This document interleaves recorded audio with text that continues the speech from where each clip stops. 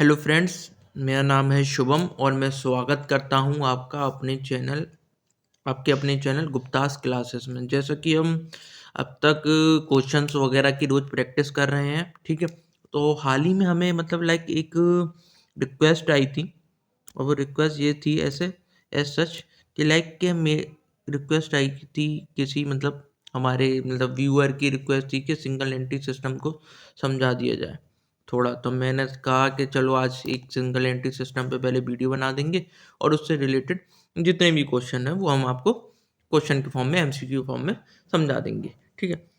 Basically ये जो chapter है ये मतलब इससे के रिगार्डिंग जो क्वेश्चन है वो हरियाणा सीईटी में देखने को मिले हैं, है ना। लगभग हर शिफ्ट में एक से दो क्वेश्चन लगभग देखने को मिले हैं। तो मैं ये समझता हूँ कि अगर आप ये वाला वीडियो कंप्लीट कर लेंगे, ठीक है, और उसके बाद हमारा क्वेश्चंस वाला वीडियो कंप्लीट कर लेंगे तो आपके वो 1 से 2 नंबर इजीली इजीली आ जाएंगे, ठीक है। तो हमारा चैनल ये है गुप्तास क्लासेस, ठीक है। आप इसको लाइक शेयर सब्सक्राइब कर लीजिए, ठीक है। मतलब सब्सक्राइब कर लीजिए, लाइक और शेयर तो करती रहेगा जब वीडियो वगैरह आए, ठीक है। ये लेक्चर भी हमारा रहने वाला है फाइनेंशियल अकाउंटिंग से रिलेटेड, क्योंकि ये टॉपिक है आपका सिंगल एंट्री सिस्टम जो टॉपिक है आपका फाइनेंशियल अकाउंटिंग में है। अच्छा, एक चीज़ और बता रहा हूँ कि जो एस्टेट के मीन्स वाला जो मैंने पेपर देखे थे पुराने, है ना, तो मैंने एक चीज़ देखी है कि उसमें जो जो चीज़ें पूछी जा रही हैं, अच्छा उनका एरिया बड़ा है, मतलब लाइक सब्जेक्ट जो उनका जो सिलेबस है वो बेसिक बे वो वो बे मतलब कि वो बड़ा है ना। वो मैं कह सकता हूँ कि सिलेबस तो काफ़ी बड़ा है, बट उनका जो एरिया है लाइक जिस जिस तरीके से वो क्वेश्चन पूछ रहे हो वो ज़्यादा डीप में नहीं जा रहे हैं, है ना। तो आप उसी हिसाब से प्रिपरेशन करिए। और भी कोई आपको टॉपिक मेरे थ्रू कवर कराना हो तो आप मेरे को कमेंट बॉक्स में या मेरे को डायरेक्टली मैसेज कर सकते हैं, ठीक है। चलिए, ये हमारा लोगो है, आगे चलते हैं। चलिए तो पढ़ते हैं। आज हम पढ़ेंगे थोड़ा इसका इंट्रो वगैरह देखेंगे और थोड़ा जल्दी जल्दी करेंगे।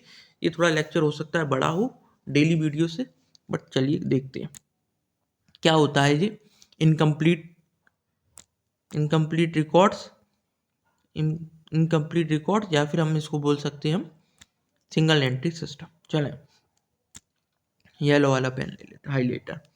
We have so far studied accounting records of firm which follow the double entry system of bookkeeping। हमने बहुत बार ऐसा देखा है कि बहुत सारी ऐसी फर्म्स हैं जो double entry book system of book keeping को ऑप्ट करती हैं, है ना। उसके तहत अपनी अकाउंटिंग रिकॉर्ड्स को बनाती हैं। तो double entry book system of book keeping में क्या होता था, हर ट्रांजेक्शन को हम 2 बारी नोट कर रहे थे, लाइक, है ना। For every transaction there is a equal and opposite debit and equal and opposite credit.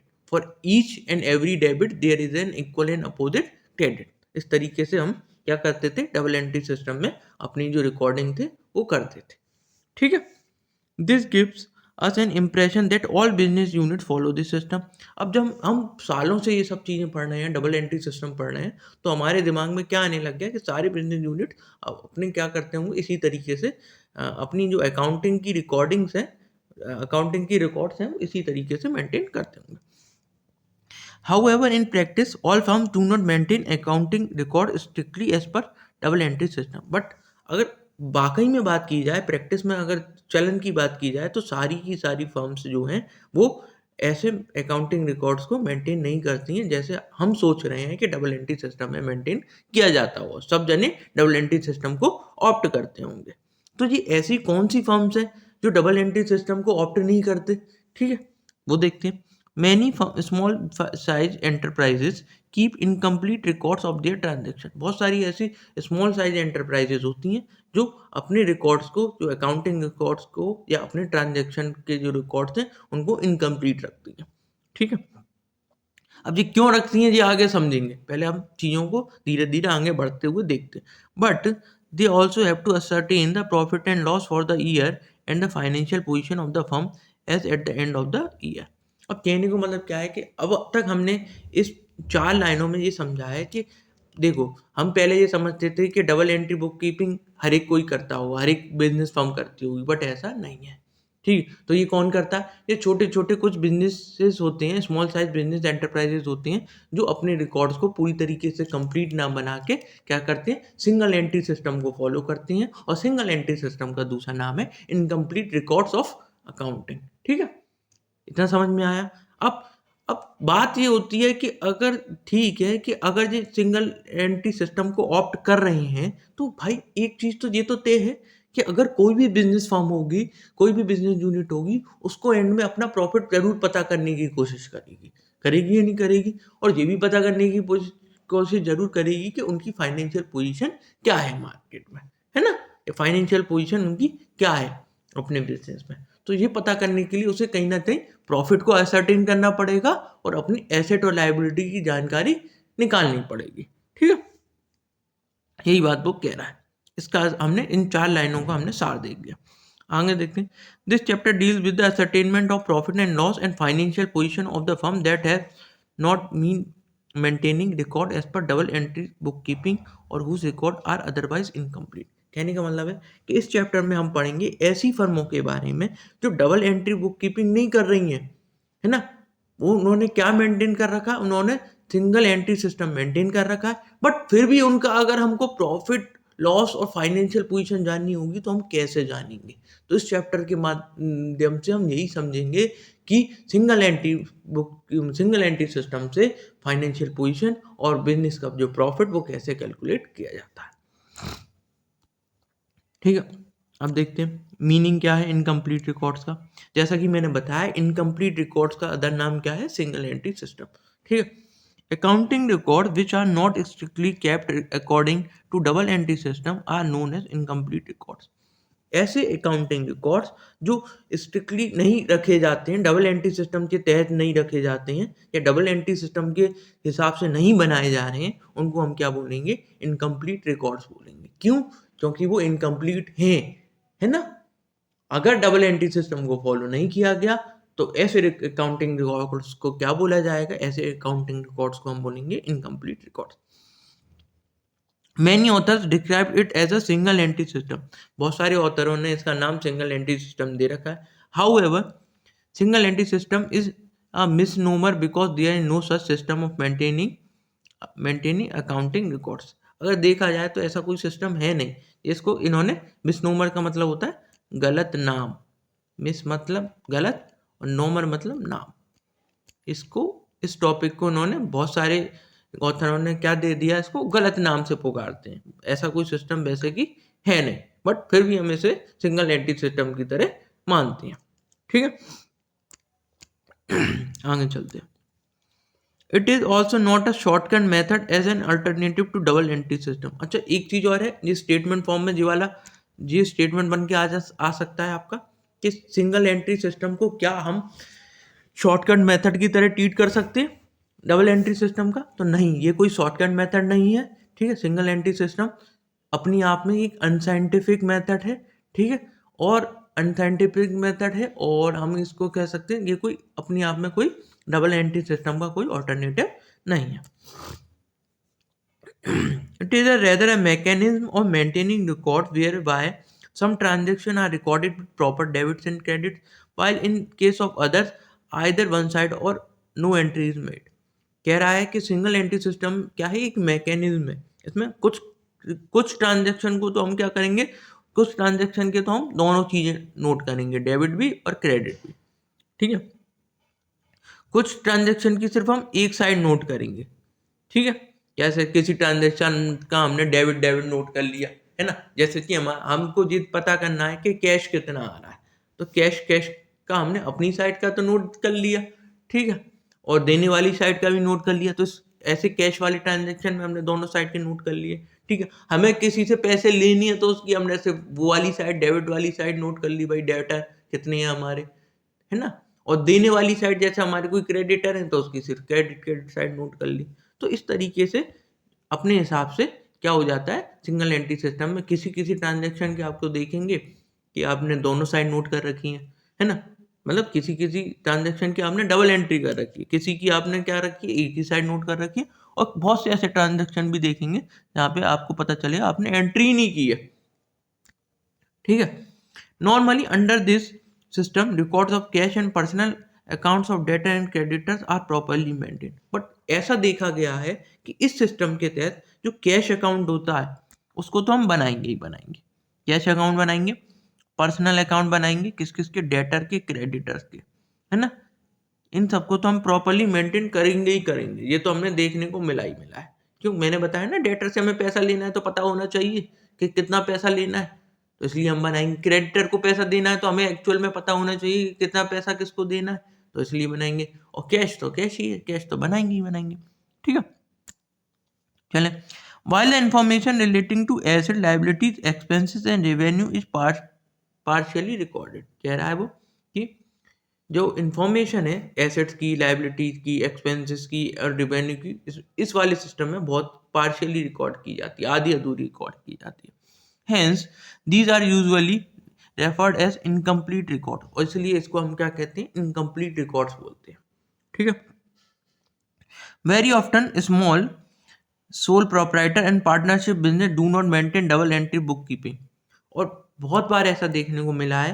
क्या देखने को मिला है, यहाँ से क्वेश्चन बन सकता है कि मोस्टली जो चीज़ें हैं, मतलब इस तरीके के अकाउंट्स कौन प्रिपेयर करते हैं, या तो स्मॉल सोल प्रोप्राइटर हो सकता है, या फिर कोई पार्टनरशिप बिजनेसेस हो सकते हैं जो डबल एंट्री बुक कीपिंग ना रख के क्या कर सकते हैं, सिंगल एंट्री बुक कीपिंग, मतलब सिंगल एंट्री सिस्टम के तहत अपने रिकॉर्ड्स मेंटेन कर सकते हैं।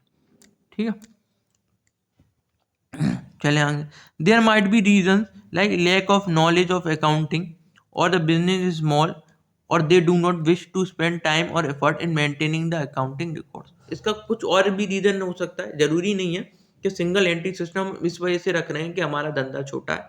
इसका ये भी रीजन हो सकता है कि जो अपना बिजनेस चला रहा है उसको क्या हो, lack of knowledge of accounting की।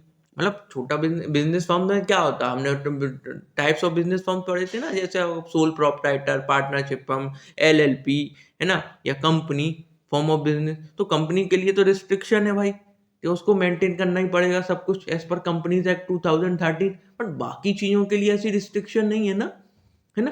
पार्टनरशिप और सोल प्रोप्राइटरशिप के लिए क्या कर सकता है इंसान, अपने हिसाब से अकाउंटिंग मेंटेन कर सकता है। तो जब वो मेंटेन कर सकता है तो, है ना, तो वो रीजन यहाँ पे दे रखी है कि लाइक या तो उसको नॉलेज नहीं है इस वजह से उन्होंने सिंगल एंट्री सिस्टम को मेंटेन कर रखा, या बिजनेस बहुत ज़्यादा छोटा है इस वजह से मेंटेन कर रखा है, और या फिर ऐसा है कि उसको क्या है, उसको अपना समय और पैसा खर्च नहीं करना है अकाउंटिंग रिकॉर्ड्स को मेंटेन करने में, है ना।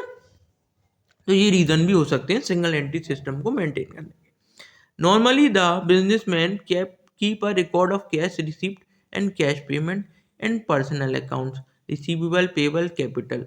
मतलब अगर देखा जाए तो सिंगल एंट्री सिस्टम में हमें क्या देखने को मिलेगा, नॉर्मली ये सब चीज़ें तो देखने को मिल जाएगी जो मैंने ऑलरेडी बता दी थी कि कैश कितना आया, कैश कितना दिया, पर्सनल अकाउंट की क्या क्या सिचुएशन है, रिसीव कितने करनी है, किसको, क्रेडिटर को कितने पे करने, और कैपिटल का क्या इन्फॉर्मेशन है। ठीक है, तो ये सब चीज़ें हम देखने को मिलेंगी सिंगल एंट्री सिस्टम में। Also information from bank statement की चीज़ें आपको सिंगल एंट्री सिस्टम में देखने को मिल जाएंगी, जैसे कि कितना विड्रॉल किया है, कितना डिपॉजिट किया है, ये सब देखने को आपको मिल जाएगा। चलें फीचर्स को देख लेते हैं। फीचर्स क्या हैं, फीचर्स ऑफ इनकम्प्लीट रिकॉर्ड्स के या सिंगल एंट्री सिस्टम के क्या फीचर्स हो सकते हैं। ठीक है, पहला फीचर देखते हैं, it is an inaccurate system है ये। ठीक है, अनसाइंटिफिक सिस्टम है, unsystematic method of recording business transaction. भाई अगर आपने double entry book keeping system को फॉलो नहीं किया तो आप क्या सिस्टम क्या है, पूरी तरीके से बेकार है। तो हम उसको क्या कहेंगे, इनएक्यूरेट कहेंगे, अनसाइंटिफिक कहेंगे, अनसिस्टमेटिक कहेंगे। ठीक है, दूसरा, there is generally no record of real and nominal accounts. यहाँ पर रियल और नॉमिनल अकाउंट्स का कोई रिकॉर्ड नहीं होता। भाई कितने खर्चे वेजेस के पे किए, कितनी सैलरी पे की, है ना, कितने ओवरहेड हुए, कितने अदर एक्सपेंसेस हुए, तो उसका कोई लेखा जोखा नहीं है यहाँ पे। ठीक है, और बहुत सारे रियल अकाउंट नहीं बनेंगे यहाँ पे, सिर्फ एक दो रियल अकाउंट बनेंगे, आपका कैश का बन जाएगा, है ना, और मेरे ख्याल से और एक आध और कोई बना तो बना, वरना यहाँ पे नहीं बनेंगे रियल अकाउंट। नॉमिनल अकाउंट को यहाँ पे बना ही नहीं रहे हैं, रिकॉर्ड ही नहीं रख रहे। And in most of the cases record is kept for cash transaction personal account. ठीक है, सिर्फ और सिर्फ कैश ट्रांजैक्शन और पर्सनल अकाउंट्स का ही रिकॉर्ड यहाँ पे रखा जाएगा। पर्सनल अकाउंट मैंने आपको बता दिया, डेटर, क्रेडिटर और खुद का कैपिटल अकाउंट। ठीक है, आगे देखिए, cash book mixes up business and personal transaction of the owner. अब इसकी जो कैश बुक देखी जाएगी सिंगल एंट्री सिस्टम की, जब आप कैश बुक देखोगे तो उसमें जनरली आपको क्या दे, वैसे बिजनेस फर्म के हिसाब से, जैसे आप कंपनी फॉर्म ऑफ बिजनेस देखते हो तो उसमें क्या आपने एक बिजनेस एंटिटी कंसेप्ट पढ़ा था, तो उसमें क्या क्या था, उसका मतलब ये था कि बिजनेस अलग है, एक कंपनी अलग है और ओनर अलग है, इन दोनों के अलग अलग खर्चे होंगे और कभी भी हम अपने बिजनेस के खर्चों में अपने पर्सनल खर्चों को मिक्स नहीं करेंगे। बट यहाँ पे सिंगल एंट्री सिस्टम में आप देखोगे कैश बुक में कभी कभी देखने को आपको क्या मिलेगा कि बिजनेस के खर्चे और पर्सनल खर्चे भी आपको देखने को मिल जाएंगे। तो ये इसके हम क्या पढ़ रहे हैं, फीचर्स पढ़ रहे हैं। There is no uniformity in maintaining the record and the system may differ from firm to firm depending on the requirement and convenience of each firm। मतलब क्या है, इसमें कोई यूनिफॉर्मिटी नहीं है। अब जैसे आप कंपनी के जब बिजनेस स्टेट कंपनी के जब कंपनी फॉर्म ऑफ बिजनेस के आप क्या देखोगे, आप फाइनेंशियल स्टेटमेंट देखोगे। लाइक आपको टाटा कंपनी के आपको फाइनेंशियल स्टेटमेंट आपको रिलायंस से कंपेयर करने, तो आप एक चीज देखोगे तो कि दोनों के जो बने हुए हैं ना वो सेम तरीके से बने हुए हैं। तो इससे क्या होती है, इससे यूनिफॉर्मिटी मेंटेन रहती है। बट सिंगल एंट्री सिस्टम में आप देखोगे कि किसी भी दो फर्म के जो सिंगल एंट्री सिस्टम के तहत जो रिकॉर्ड्स बना रखे हैं, फाइनेंशियल रिकॉर्ड बना रखे हैं या अकाउंट्स मेंटेन कर रखे हैं, वो कभी भी सेम नहीं होंगे। ठीक है, तो इसकी वजह से यहाँ पे यूनिफॉर्मिटी को मेंटेन करना बहुत ज़्यादा मुश्किल है। ठीक है, क्योंकि सब अपने अपने हिसाब से बना लेंगे भाई, जिसकी जैसी सहूलियत है ना। Firm to firm depending on the requirement and convenience of each firm, अपने हिसाब से मेंटेन कर लेंगे। ठीक है, अगला देखते हैं। Profit under this system is only an estimate based on available information. अगर इस तरह के अब भाई आपके पास आधे अधूरे रिकॉर्ड्स हैं, है ना, सिंगल एंट्री सिस्टम के तहत हमने आधे अधूरे रिकॉर्ड मेंटेन कर रखे हैं, तो प्रॉफिट अगर इसके तहत निकाला जाएगा तो वो कभी भी एक्यूरेट प्रॉफिट नहीं आएगा, वो क्या आएगा, एस्टिमेटेड प्रॉफिट आएगा उस इंफॉर्मेशन से जितनी हम पे अवेलेबल थी। And therefore true and correct profit can not be determined. True और करेक्ट प्रॉफिट को हम डिटरमाइन नहीं कर सकते इसके तहत। The same is the case with the financial position in the absence of proper balance sheet. अब पता है कि आपको कि सिंगल एंट्री सिस्टम में आपने रिकॉर्ड तो पूरे प्रॉपर मेंटेन नहीं किए हैं, तो जब पूरे प्रॉपर रिकॉर्ड मेंटेन नहीं करोगे, साहब आपने नॉमिनल अकाउंट्स नहीं बनाए हैं, आपने सारे रियल अकाउंट नहीं बनाए हैं, तो आप कैसे बता दोगे कि आपकी फाइनेंशियल पोजीशन क्या है, क्योंकि आप एक्चुअल में बैलेंस शीट तो पूरी तरीके से बना ही नहीं पाओगे। तो ये इसका एक फीचर है। ठीक है, और ड्रॉबैक भी है।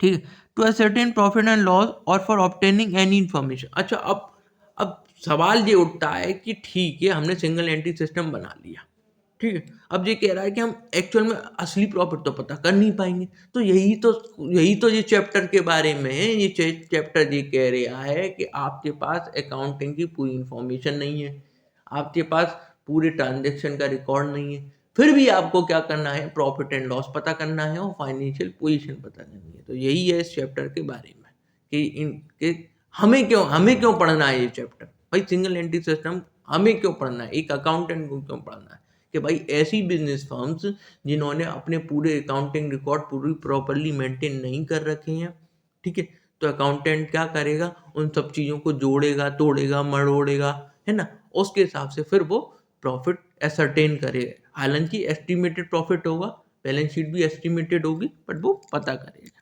ठीक है, चलें, तो सर्टेन, तो अब हमें प्रॉफिट एंड लॉस पता करना है, बता जो भी हम पे इन्फॉर्मेशन है, तो उसके लिए हमें क्या करना पड़ेगा, necessary figure can be collected only from the original vouchers such as sale invoice और purchase invoice, thus dependence on original voucher is inevitable. है ना, कहना चाह रहा है कि अब हमें जैसे कि प्रॉफिट एंड लॉस पता करना है, तो प्रॉफिट एंड लॉस पता करने के लिए हमें क्या करना पड़ेगा, कुछ इन्फॉर्मेशन पे बिलीव करना पड़ेगा। ठीक है, अब वो इन्फॉर्मेशन कैसे मिलेगी, ओरिजिनल वाउचर से। आपने कोई मतलब क्या है, सेल की है तो सेल इनवॉइस मेंटेन किया होगा, परचेज इनवॉइस दिया होगा। ठीक है, तो यहाँ पे इस जगह पे क्या कहेंगे, अब सिंगल एंट्री सिस्टम पे हम पे कोई और चारा नहीं बचता है तो हमको क्या करना पड़ेगा, हमको वाउचर्स पे ही डिपेंड होना पड़ेगा। ठीक है, चलें आगे। अब ये दे रखा है कि ये वैसे मैंने डाल दिया है टॉपिक, वैसे ये इतना इम्पोर्टेंट नहीं है, बट थ्योरी का अगर कोई क्वेश्चन इससे बन जाए, वैसे प्रैक्टिकल वे में नहीं बन सकता है, तो इधर मैंने types of single entry system बता रखे हैं। तो इसमें types of single entry system में आपके 3 तरीके के टाइप्स हैं।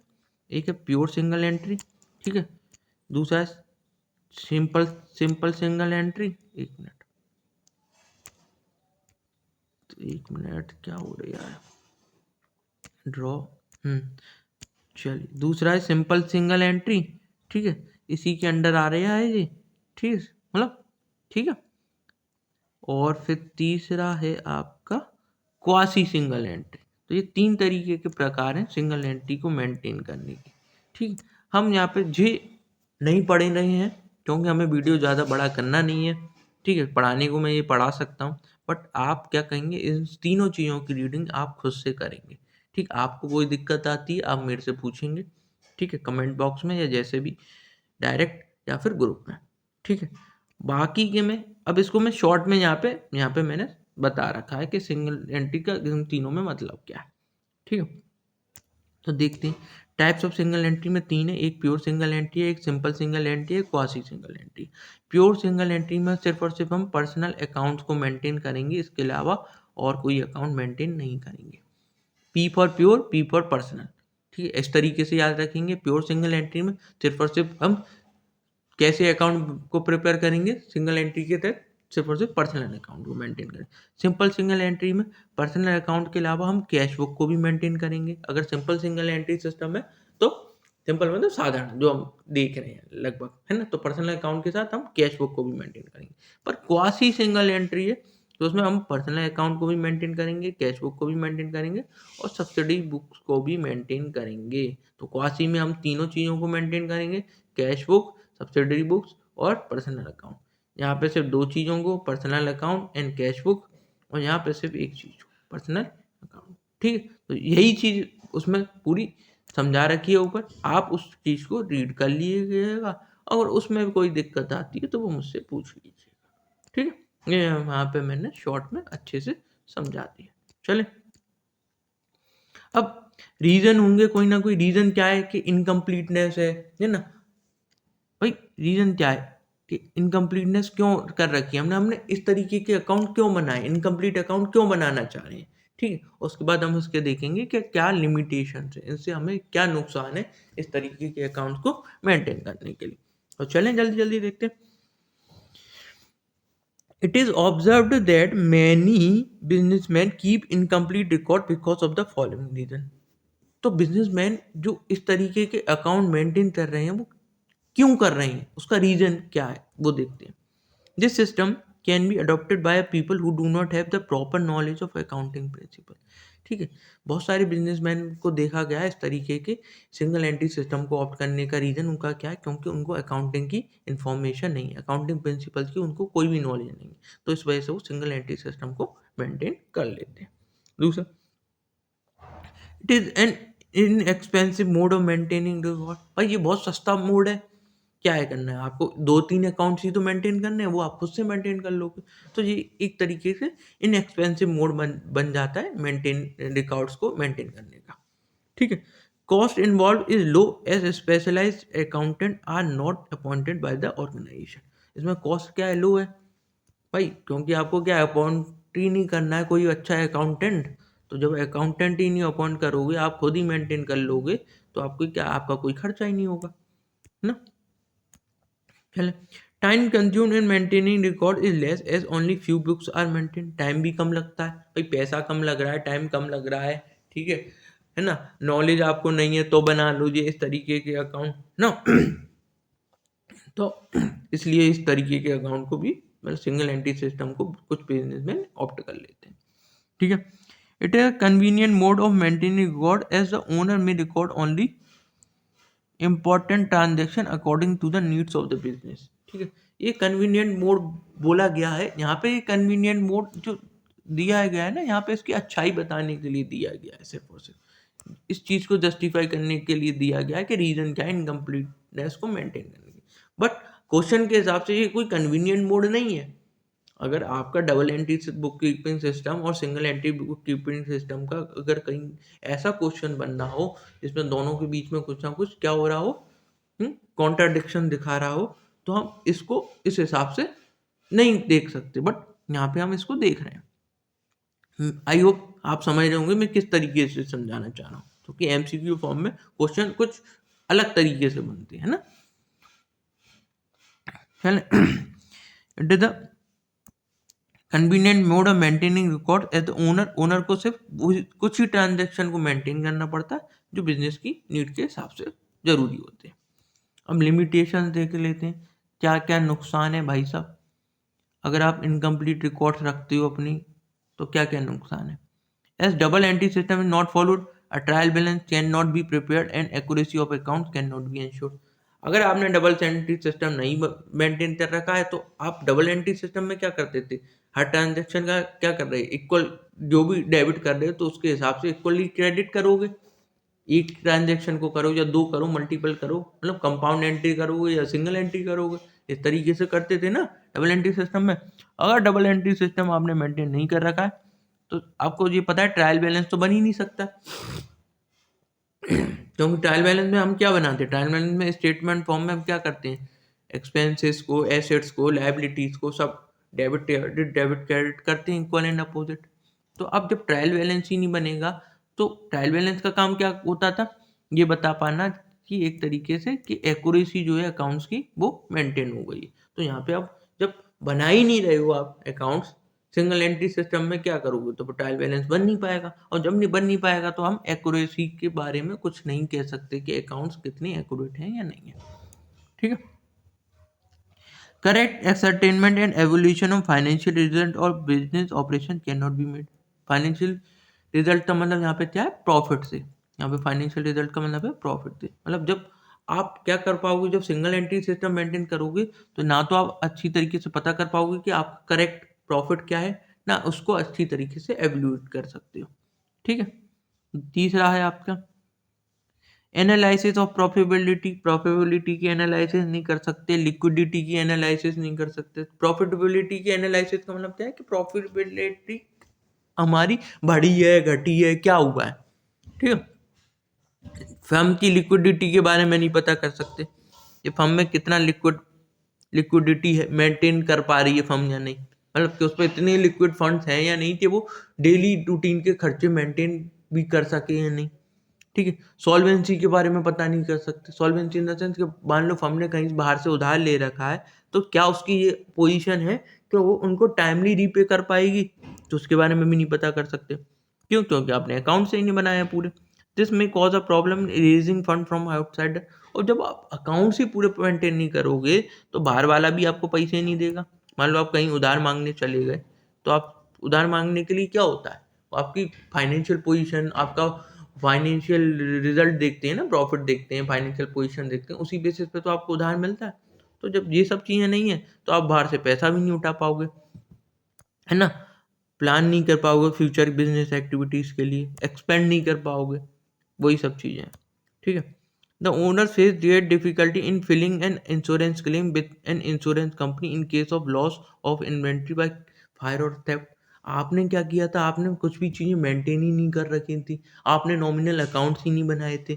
अब क्या होगा, मान लो कि आप जो स्टॉक लेके आए हो, है ना, और आपने उस स्टॉक का इंश्योरेंस पॉलिसी ले रखी है उसकी, है ना, और मान लो कि वो स्टॉक जल जाता है या चोरी हो जाता है, तो आपको बहुत ज़्यादा डिफिकल्टी होगी क्लेम लेने में इंश्योरेंस कंपनी से, क्योंकि आपने तो कोई रिकॉर्ड ही नहीं मेंटेन कर रखा, है ना। रिकॉर्ड कैसे, मतलब कितना लेके आए थे, कितना बिक गया, कितना स्टोर में पड़ा हुआ था, तो कितना जल गया, कैसे अनुमान लगाएगी insurance company.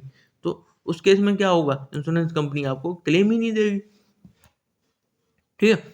It become difficult to convince the income tax authorities about the reliability of the computed income. अब आपने मान लो अपने हिसाब से, मैंने कहा था ना कि अपने हिसाब से अब इंसान खुद तो पता करेगा, भले ही उन्हें बिजनेस छोटा कर रखा है, वो अकाउंट मेंटेन नहीं कर रखा है, बट अपने लिए तो पता करेगा ना कि उसकी जो प्रॉफिट क्या हुआ, उसकी फाइनेंशियल पोजीशन क्या है। ठीक है। बट इनकम टैक्स अथॉरिटी को तो इससे बात से मतलब नहीं है ना, उन्हें तो भाई टैक्स चाहिए, आप चूल्हे में जाओ कुछ करो चाहे नहीं करो, ठीक है? तो वो कैसे भरोसा कर लें, आप वो कैसे भरोसा कर लें कि आपने जो इनकम बताई है उन्हें, आपने जो प्रॉफिट कैलकुलेट करके बताया अपने हिसाब से, वो सही प्रॉफिट बताया है, तो उनको आप कन्विंस नहीं कर पाओगे।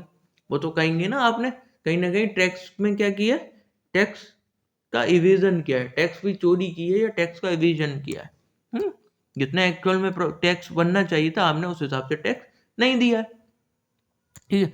अब जिस बात तो हमने अब तक तो समझ लिया कि सिंगल एंट्री सिस्टम क्या था, उसके बेनिफिट्स क्या थे, उसके लिमिटेशंस क्या थे। अब सिंगल एंट्री सिस्टम में चक्कर क्या है, जब हम पढ़ रहे हैं तो हम ये पढ़ रहे हैं कि भाई एक अकाउंटेंट की तरह क्यों पढ़ रहे हैं सिंगल एंट्री सिस्टम, इस वजह से पढ़ रहे हैं कि ऐसे कुछ बिजनेस फर्म होंगी जिन्होंने ऐसे सिंगल एंट्री सिस्टम को मेंटेन कर रखा होगा। अब मेंटेन कर रखा हुआ तो भाई उन्होंने क्यों मेंटेन कर रखा था, क्योंकि उनको नॉलेज नहीं थी अकाउंटिंग की। अकाउंटिंग की नॉलेज होती तो खुद ही नहीं बना लेते, है ना। अब उन्होंने अकाउंटेंट के तौर पे आपको हायर किया, अब मान लो हायर किया है तो आपका काम क्या है, आप उन्हें उनका प्रॉफिट तो बताओगे ना, तो यही आपका काम है। तो इसमें हम अब आपको क्या निकालना है, सिंगल एंट्री सिस्टम में जो भी रिकॉर्ड्स हैं आपके, जो भी रिकॉर्ड मेंटेन उनसे आपको प्रॉफिट निकालना होगा। तो प्रॉफिट कैसे कैलकुलेट करेंगे, आज आइए चलिए देखते हैं। Every business firm wishes to ascertain the result of its operation to assess its efficiency and success and failures. अरे हर एक बिजनेस फर्म क्या चाहती है, उसकी ये इच्छा होती है कि वो अपने ऑपरेशंस जो वो डेली ऑपरेशंस कर रहे हैं ना, जो भी उनका काम है, लाइक जो भी जिससे भी रिलेटेड है उनका बिजनेस है, उसका वो रिजल्ट पता करें। रिजल्ट क्या है, प्रॉफिट, प्रॉफिट पता करें, ठीक है। ताकि उनको ये पता चले कि उनकी जो बिजनेस की जो ऑपरेशन की जो बिजनेस की जो एफिशिएंसी वो कैसी है, बिजनेस सक्सेस में है या फेलियर में है, मतलब अच्छा चल रहा है या बेकार चल रहा है, मतलब लॉस हो रहा है तो बेकार चल रहा है और प्रॉफिट हो रहा है तो अच्छा चल रहा है, ठीक है। This give rise to the need for preparing the financial statement to disclose. और इसीलिए हम क्या बनाते हैं, इसीलिए हम फाइनेंशियल स्टेटमेंट बनाते हैं ताकि हमें फाइनेंशियल प्रॉफिट पता चले और फाइनेंशियल पोजीशन पता चले at the end of the year, ठीक है।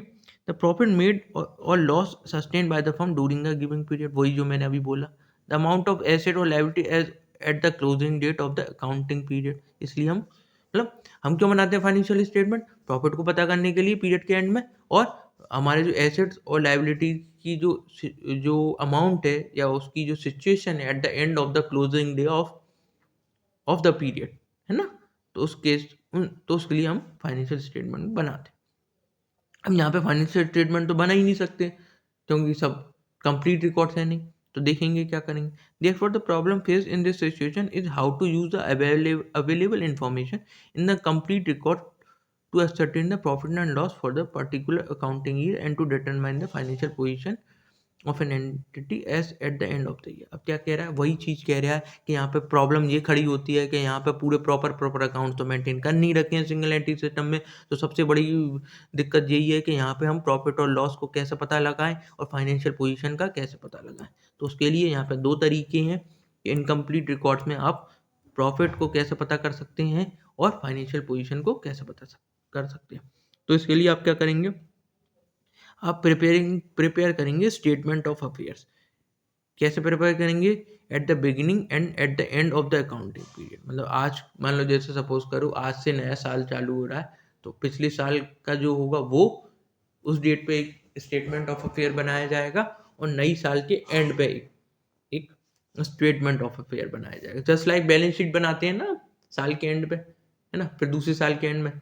तो इस तरीके से हमें स्टेटमेंट ऑफ अफेयर बनाए नहीं पड़ेंगे। और इसका दूसरा नाम क्या है, स्टेटमेंट ऑफ अफेयर के थ्रू जब हम प्रॉफिट पता करेंगे या फाइनेंशियल पोजीशन पता करेंगे, इस मेथड को कहते हैं हम नेटवर्थ मेथड।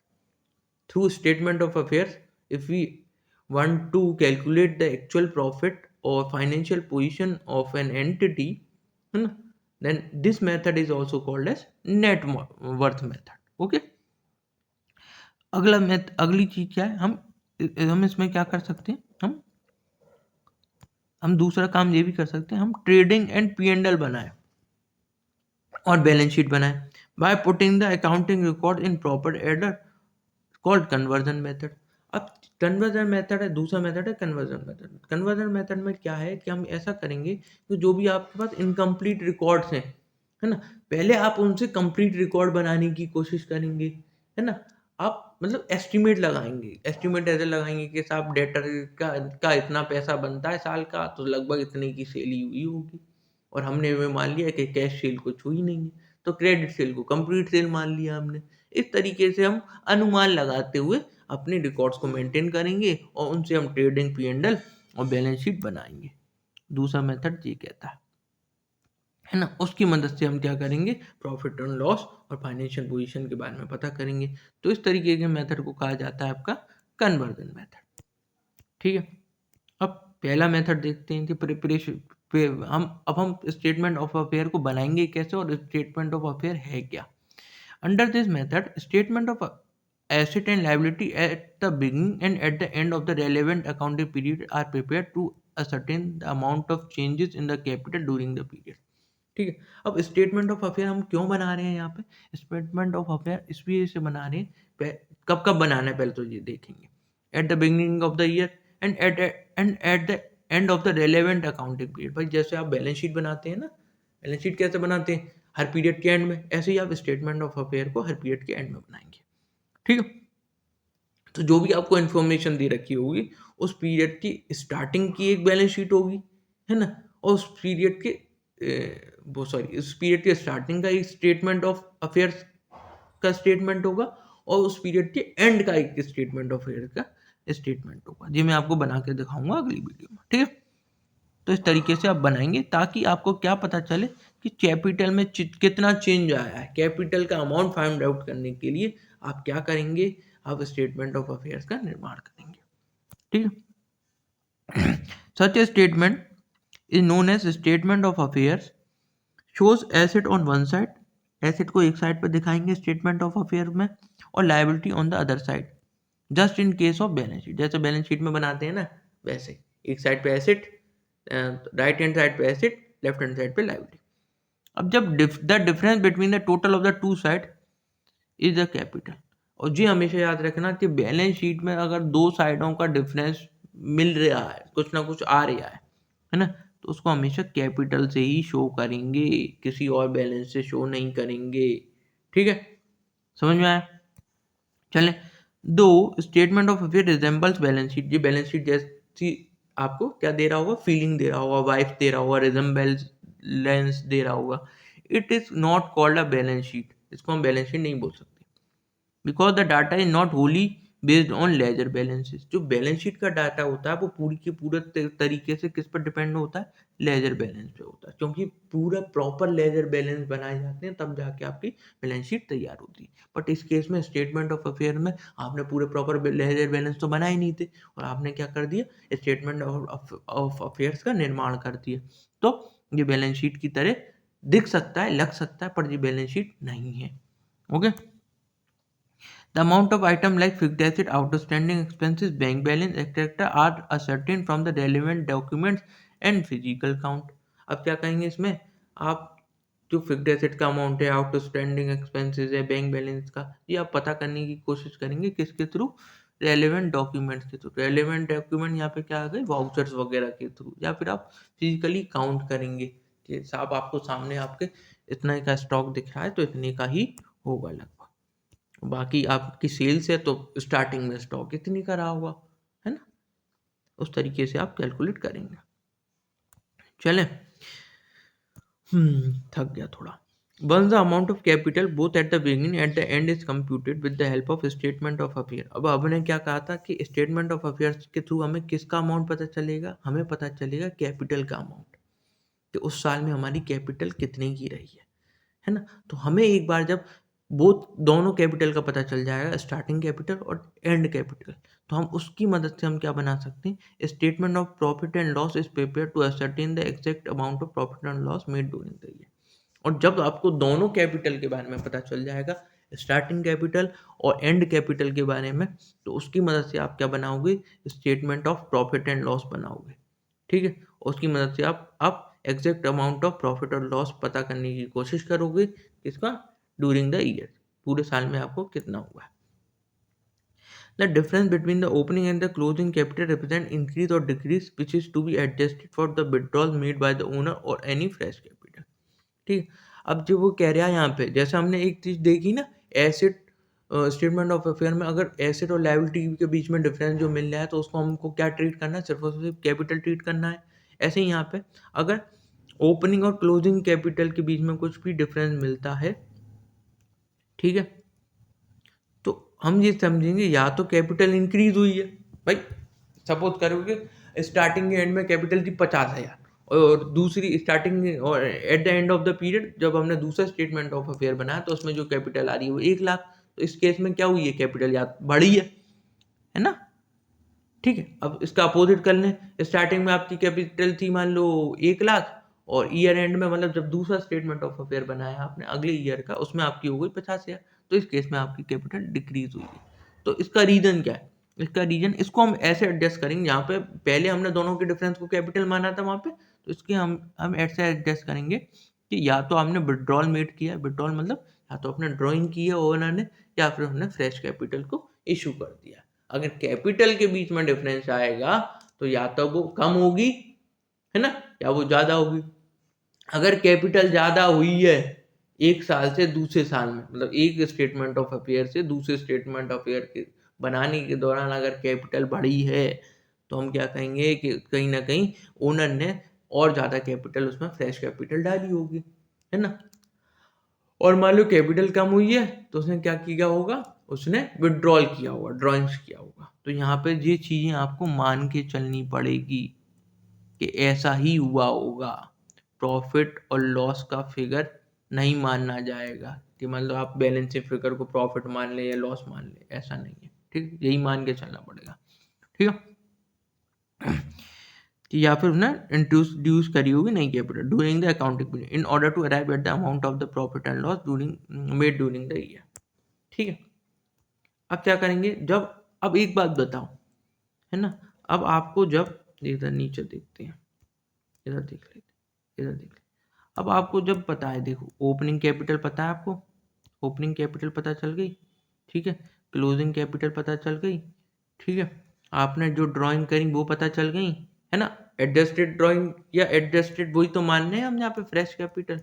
ठीक है, तो अब जब ये सब चीजें पता है आपको तो एक ही चीज रह जाती है फिर तो, या तो प्रॉफिट है या लॉस है ना, है ना। और इस सब जब ये सब फिगर पता है और इसके बावजूद भी आपकी ओपनिंग कैपिटल और क्लोजिंग कैपिटल में डिफरेंस बच रहा है ना, तो वो कहीं ना कहीं फिर वो प्रॉफिट या लॉस का ही तो फिगर होगा। क्या कहना चाह रहा हूँ, समझ में आ रहा है, समझ में ये आ रहा है कि देखो ओपनिंग कैपिटल है, पता चल गई उसका फिगर पता है, क्लोजिंग कैपिटल का फिगर आपको पता है।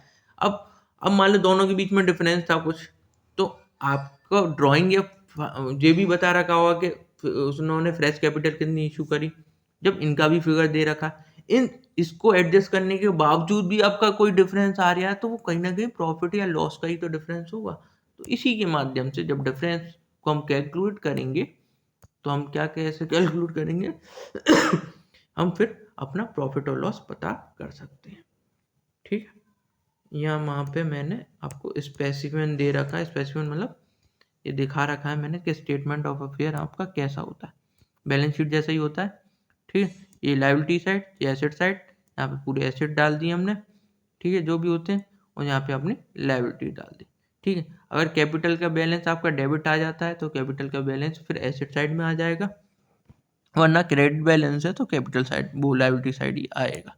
ठीक है, यही बात यहाँ पे इन्होंने लिख रखी है, we are the total of liability is more than, अगर लायबिलिटी साइड का बैलेंस एसेट साइड से ज़्यादा चला जाता है तो capital would be shown in the asset side as it represent the debit balance of capital. ये आपने फाइनेंशियल अकाउंट में 11th क्लास में बहुत पढ़ा होगा, इसमें कोई बहुत नई चीज़ नहीं है। ठीक है, ये आपका फिर अब जब मैंने क्या कही थी, जब आपको क्लोजिंग और ओपनिंग कैपिटल पता चल जाएगी तो उसके बीच का क्या निकालेंगे आप, उसके बाद फिर हम बनाएंगे profit and loss, statement of profit and loss, और इस तरीके से बनता है आपका statement of profit and loss. ठीक है, उसमें capital at the end of the year दे रखी है मान लो, ठीक है, उसके बाद हमने फिर ड्राइंग्स को जोड़ दिया, एडिशनल कैपिटल को लेस कर दिया, ठीक है, एडजस्टेड कैपिटल आ गई, उसमें से फिर जो साल की स्टार्टिंग की जो कैपिटल थी वो माइनस कर दी, उस तरीके से हमें प्रॉफिट पता चल गया। ठीक है, ये थोड़ा आपको क्या लग रहा होगा, डिफिकल्ट या टफ सा लग रहा हो, मैं आपको इजी वे में जब क्वेश्चन करेंगे तो मैं आपको इजी वे में समझा दूँ। ठीक, उसमें घबराने की ज़रूरत नहीं है, इसको ऐसे ही आपको नहीं समझ में आया तो कोई दिक्कत नहीं है, आ गया तो अच्छी बात है, ठीक है। बाकी मैंने नीचे अभी यहाँ पे समझा दिया था कि भाई 2 कैपिटल का बैलेंस है, बाकी चीज़ों का बैलेंस आ गया तो जो रिजल्टेंट जो फिगर बचेगा वो कहीं न कहीं प्रॉफ़िट और लॉस का ही बचेगा, ठीक है। चलें, if the net result of the above computation is a positive amount, अगर इसमें से जो भी रिजल्ट निकल के आता है पॉजिटिव अमाउंट है तो वो क्या होगा, वो आपका प्रॉफिट अर्न हो गया ड्यूरिंग द ईयर।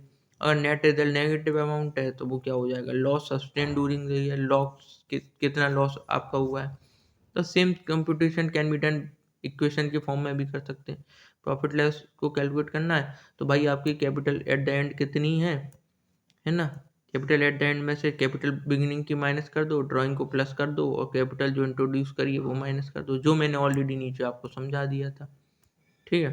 तो ये सब आप काम कर दोगे तो आपको क्या पता चल जाएगा, आपको प्रॉफिट एंड लॉस पता चल जाएगा। आखिरी टॉपिक पे आते हैं। आखिरी टॉपिक में ये है कि अब क्या डिफरेंस होता है स्टेटमेंट ऑफ अफेयर में और बैलेंस शीट में, उसको देख लेते हैं। Both statement of affair and balance sheet show the asset and liabilities of a business entity on a particular date. भाई ये तो समानता है, ये तो सिमिलरिटी है कि दोनों चीज़ों में क्या देखने को मिलती है, आपको एसेट एंड लायबिलिटी देखने को मिलती है किसी भी बिजनेस एंटिटी की एक पर्टिकुलर डेट पर, ठीक है।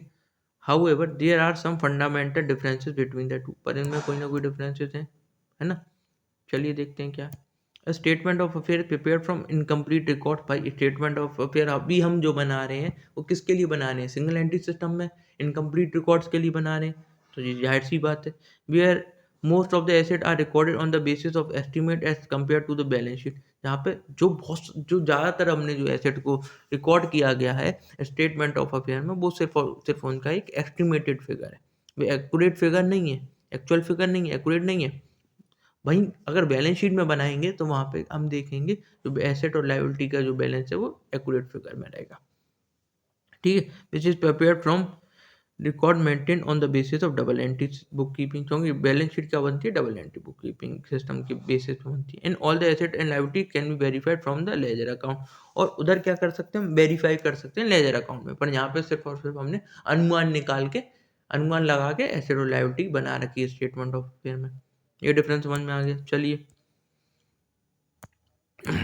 Hence, a balance sheet is more reliable than a statement of affair. Balance sheet पे हम ज़्यादा भरोसा कर सकते हैं स्टेटमेंट ऑफ अफेयर के कंपैरिजन में। The objective of preparing statement of affair is to ascertain the amount of capital account. जो ऑब्जेक्टिव था, जैसे मैंने बताया था स्टेटमेंट ऑफ अफेयर हमने दोनों साल का बनाया तो उसके डिफरेंस को हम क्या मान रहे थे, कैपिटल अकाउंट मान रहे थे। तो ऑब्जेक्टिव क्या हुआ, क्या उद्देश्य हुआ स्टेटमेंट ऑफ अफेयर बनाने का, यही उद्देश्य हुआ कि हमको कैपिटल का अमाउंट फाइंड आउट करना है। As on the date where as balance sheet is prepared to know the financial position of the business at a particular date। पर बैलेंस शीट को हम क्यों बनाते हैं, क्योंकि हमें फाइनेंशियल पोजीशन के बारे में पता करना है बिजनेस की किसी एक पर्टिकुलर डेट पर। चलें आगे। In statement of affairs, an item of asset and liability may get omitted, and this omission may remain unknown because the effect of the omission get adjusted in the capital account। भाई हमने क्या कर रखा था statement of affair में, हमने सिर्फ और सिर्फ एक एस्टीमेट लगा के चल रहे थे, और एस्टीमेट लगा के हमने क्या देखा कि दोनों के स्टेटमेंट ऑफ अफेयर के जो भी डिफरेंस होगा उसको हम कैपिटल मान लेंगे। तो भाई आप मान लो कैपिटल के पूरे पूरे डिफरेंस को कैपिटल मान ले, तो ऐसा भी हो सकता है कि बहुत से कुछ ऐसी लायबिलिटी में या ऐसे एसेट्स हैं जो उस डिफरेंस का पार्ट हो और वो कहीं ना कहीं मिस हो जाए, है ना, और मिस होके वो बैलेंस काय में एडजस्ट हो जाए, कैपिटल अकाउंट में एडजस्ट हो जाए, ठीक है। Balance and the total of both the side of statement match, और इस तरीके से हम दोनों साइड के स्टेटमेंट ऑफ अफेयर के डिफरेंस को क्या कैपिटल मान के मैच करा देते हैं। बट ऐसा क्या है, बैलेंस शीट में नहीं होता। However in case of balance sheet the possibility of omission of any item is remote, because in the case of an omission the balance sheet will not agree and the accountant will trace the missing item from the accounting report। पर balance sheet के case में ऐसा होता है कि omission हो ही नहीं सकता, है ना। अगर ओमिशन हुआ तो बैलेंस शीट क्या करेगी, बैलेंस शीट मैच नहीं होगी, एग्री नहीं करेगी, और अकाउंटेंट को फिर जो भी मिसिंग आइटम था उसके बारे में पता चल जाएगा। चलिए देखते हैं स्टेटमेंट ऑफ अफेयर और बैलेंस शीट का इधर थोड़ा सा डिफरेंस और देख लेते हैं।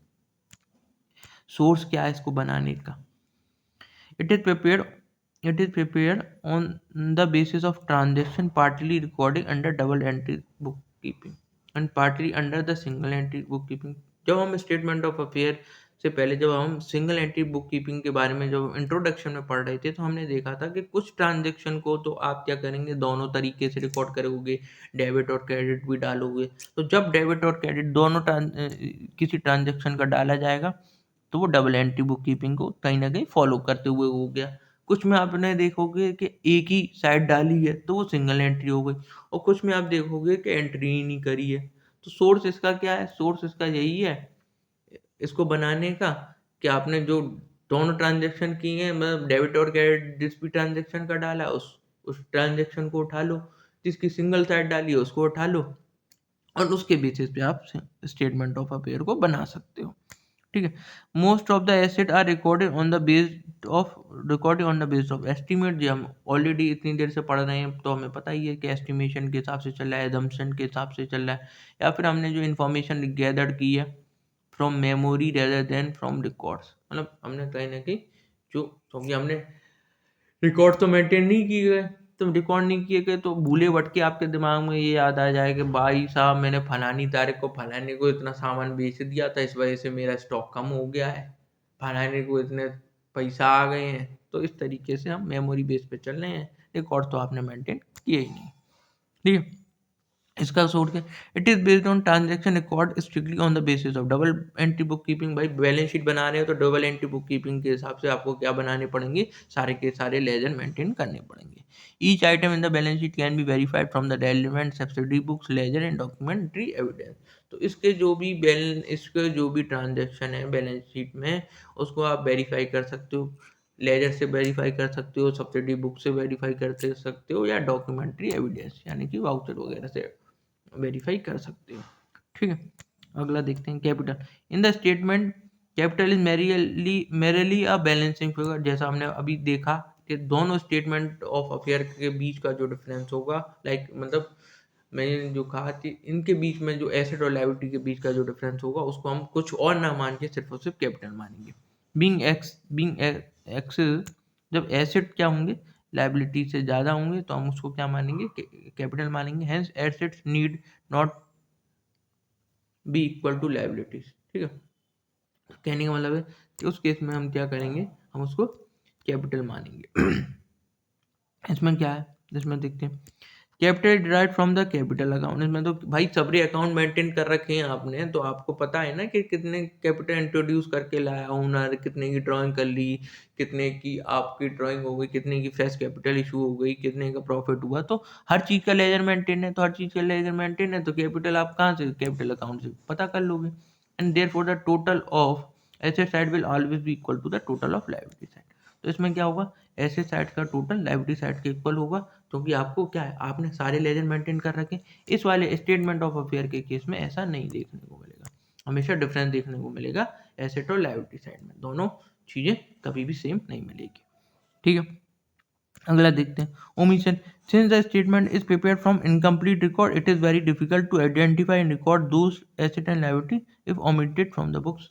भाई इसमें क्या आधा अधूरा रिकॉर्ड किया है, तो बहुत सी ऐसी चीज़ें हैं जो आप ओमिट कर दोगे, भूल जाओगे, है ना, या उन्हें चढ़ाना भूल गए, या रिकॉर्डिंग मेंटेन नहीं कर पाए हो, तो आप कैसे पता करोगे कि जो जो डिफरेंस बनना है जी उसी का डिफरेंस है।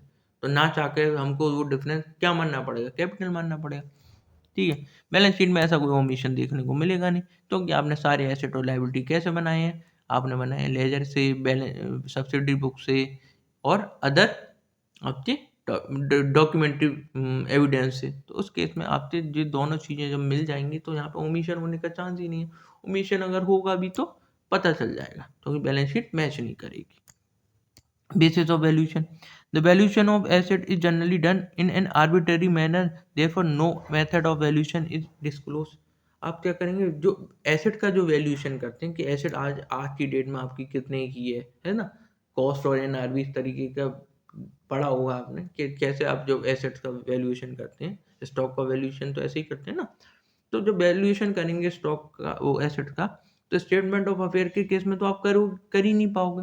यहाँ पे क्या हुआ, आर्बिट्री मैनर में हुआ। Arbitrary manner in the sense कि आप एक अनुमानित तरीके से आप कर दोगे।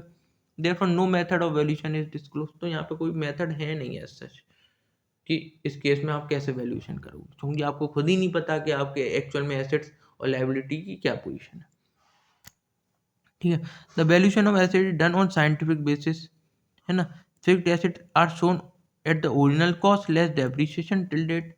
Any change in the method of valuation is properly disclose. ठीक है।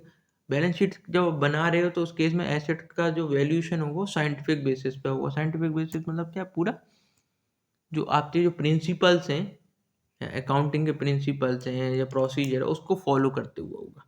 तो फिक्स एसेट्स को हम कैसे शो करेंगे, ओरिजिनल कॉस्ट में से लेस डेप्रीशिएशन करके, जैसा कि हम ऑलरेडी शो करते हैं बैलेंस शीट में, ये आपको सबको पता ही है। अगर कोई भी चेंज करते हैं मेथड ऑफ वैल्यूएशन में, तो हमें बैलेंस शीट में पूरी तरीके से डिस्क्लोज करना पड़ेगा। ये बात सब आपको ऑलरेडी पता है। ठीक है। ऑब्जेक्टिव क्या है बनाने का भाई, इसका इसका ऑब्जेक्टिव क्या है? The objective of preparing statement is to identify the capital figure in the beginning and at the end of the accounting period respective. हमने स्टेटमेंट ऑफ अफेयर क्यों बनाया था? हमने ऊपर पढ़ा था कि बैलेंसिंग फिगर को हम कैपिटल मान के चल रहे हैं, तो इसका उद्देश्य कहीं ना कहीं इस बात को लेके है कि हमें कैपिटल का फिगर पता करना है। एक तो स्टार्टिंग की कैपिटल का फिगर, एक की एंड का कैपिटल का फिगर। इसीलिए इसका उद्देश्य सिर्फ और सिर्फ कैपिटल की फिगर को पता करना है। बट बैलेंस शीट का उद्देश्य क्या है? इसका उद्देश्य क्या है वो आपको सबको पता है कि फाइनेंशियल पोजीशन आपको पता होनी चाहिए। बिजनेस की फाइनेंशियल पोजीशन क्या है किसी एक पर्टिकुलर डेट पर। तो इसी के साथ ये हमारा जो थ्योरी वाला पोर्शन था वो मैंने कवर कर दिया। थ्योरी वाला पोर्शन मैंने आपको ऑलरेडी कवर कर दिया है, और बाकी का जो पोर्शन है वो मतलब लाइक अब इसके बाद हम चलेंगे इसी के प्रैक्टिकल पे। तो इसमें मैं कुछ क्वेश्चन लेके आऊँगा आपके एमसीक्यू फॉर्म में भी, और एमसीक्यू फॉर्म में ही लाऊंगा, और फिर उसको हम सॉल्व करेंगे। ठीक है, यहीं पे आपके साथ सॉल्व करेंगे, है ना। इसमें कुछ प्रैक्टिकल क्वेश्चन भी होंगे। प्रैक्टिकल क्वेश्चन मतलब एमसीक्यू फॉर्म में प्रैक्टिकल क्वेश्चन होंगे, उनको सॉल्व करेंगे और उसी चैप्टर आपका हो जाएगा बिल्कुल एकदम मस्त वाला खत्म तरीके से, एकदम बढ़िया तरीके। फिर आपके चाहे एक क्वेश्चन बने एस सी टी में, एक क्वेश्चन सॉरी एक क्वेश्चन बने, चाहे दो क्वेश्चन बने, एक से दो क्वेश्चन जरूर बनेंगे, क्योंकि मैंने आपका वो जो देखा था पुराने पेपर देखे थे, तो आपका वो कहीं मिस नहीं होगा फिर वो क्वेश्चन। ठीक है, थैंक यू, बने रहिए। और मतलब चैनल को लाइक शेयर सब्सक्राइब कर लीजिए अगर आपको मेरा कंटेंट अच्छा लगता है, मेरा पढ़ाना अच्छा लगता है। ठीक है, और मेरे साथ बने रहिए। मिलते हैं अगले वीडियो में। Bye bye, Tata.